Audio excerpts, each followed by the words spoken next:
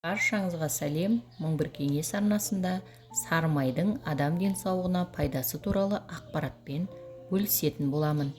Сары май кез келген адамның күнделікті рационының ажырамас бөлігі болып табылады. Сары майдағы А, Д, Е, К дәрумендері терінің жұмсақтығы, шаштың әдемілігі мен тырнақтың саулығына үлкен әсер етеді. Мысалға айтсақ, А дәрумені майлардың арасында тек осы сары майда бар. Күніне желінген 50 грамм май көз бен сүйек саулығына кепіл бола алады. Иммунитетті жақсартатын майды суық маусымда 60-70 граммға дейін көбейткен дұрыс. А дәруменіне байланысты май тыныс мүшелерін ішінен майлап, жөтелді емделуді тездетеді. Ал Е дәрумені қан тамырларын тазалап, берік қылады, шаршағандық сезімін басады. Бәрімізде шоколад құрамында бақыт гормоны серотонин бар екендігін білеміз. Алайда бұл гормон сары май құрамында да бар екендігін біле бермейміз. Серотонин тек көңіл күйді көтеріп қана қоймай, ұйқыны реттеп, ауру сезімін, аштықты басалады. Сүттің майлары адам ағзасындағы жасушалар алмасу үшін өте маңызды. Бұндай қосылыстар әсіресе мида көп. Сары майдан толықтай бас тарту ми жұмысындағы қиындықтарға әкеле алады.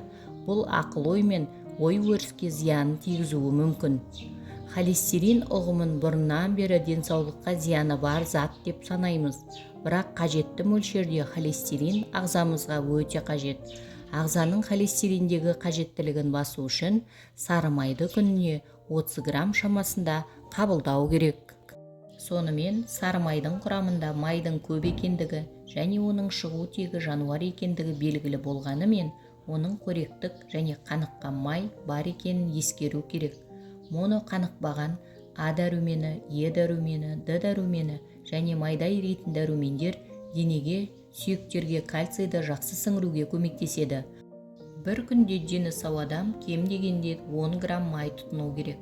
Сары май құрамында май қышқылдары, көмірсулар, белоктар, кальций, темір, фосфор, калий, мыс, мырыш, марганец, магний, натрий бар.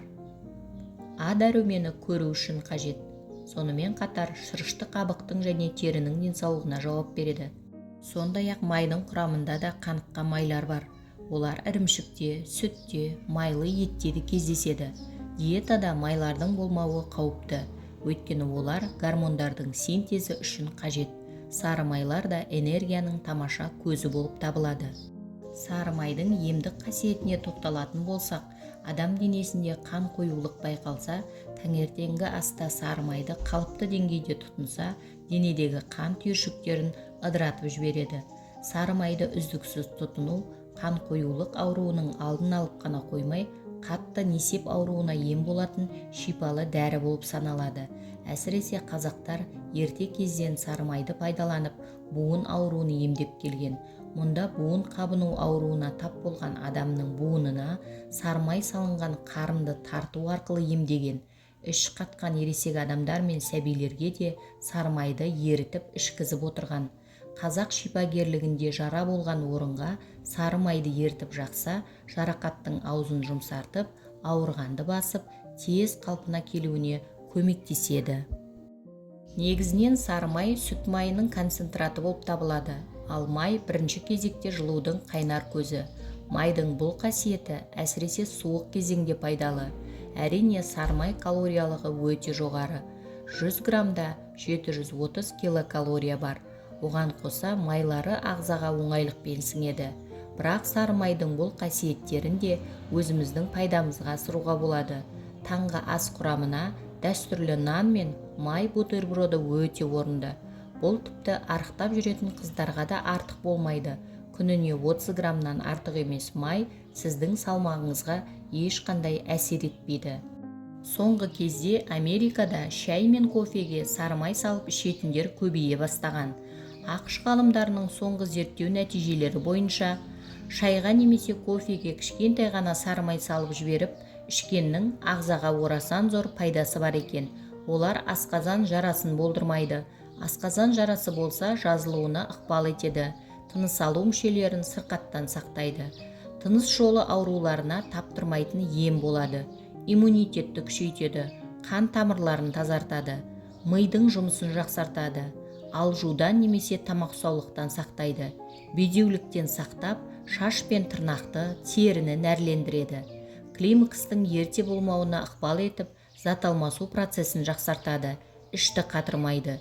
Ең бастысы, ағзадағы майдың реттелуіне үлкен әсері бар. Ал сары майдың құрамындағы көптеген дәрумендердің ағзаға қаншалықты пайдалы екендігін айтпаса да болады. Шайға сары май салып ішіп көріңіздер, таңертеңгілік шайды әдетке айналдырсаңыздар болады. Біздің ата-бабаларымыздың әлемдік интернет желісіндегі ақпараттармен танысу мүмкіндігі болмаған, бірақ сол кісілер көп білген, көп нәрсені дұрыс жасаған. Кішкентай кезімізде аталарымыздың шайға сары май салып ішкендерін талай рет көріп естіген болатынбыз. Бүгінгі пайдалы ақпарат кәдеңізге жарасын.